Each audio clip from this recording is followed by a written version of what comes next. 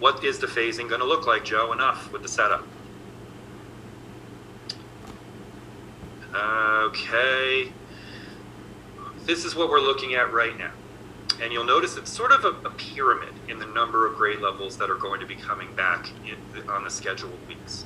This is going to help to allow, first of all, the acclimation or the reacclimation within all of our classroom environments, in our school environments. It's also going to allow us to work the kinks and the bugs out in terms of logistics, when we're bringing children back.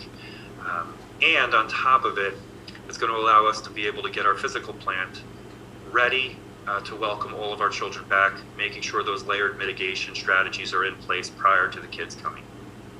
So tentatively, and I say tentatively because nothing's ever certain, but I want to make sure that everybody understands this is what we're shooting for with the approval of the committee.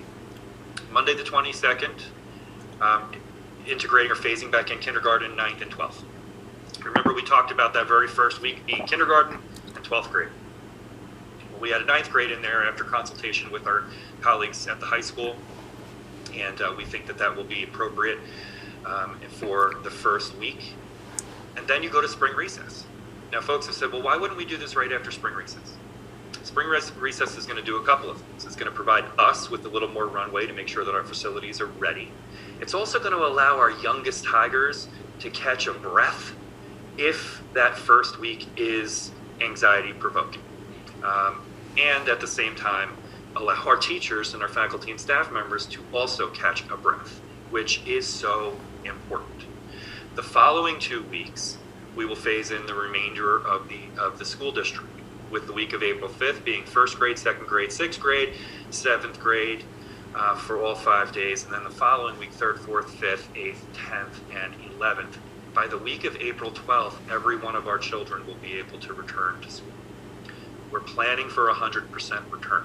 We're not going to have 100% return, but we're planning for it. We know moms and dads were concerned about filling out that survey and sending it back in because they didn't want to get locked into a position necessarily. We absolutely understand that. Like in the past, we'll work with moms and dads and help them to be able to acclimate or reacclimate to the phasing in process.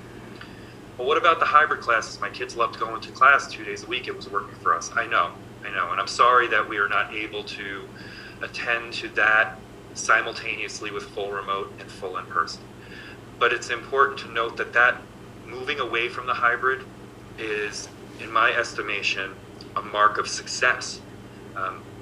We always said that our ultimate goal was to return our children safely as quickly as we could.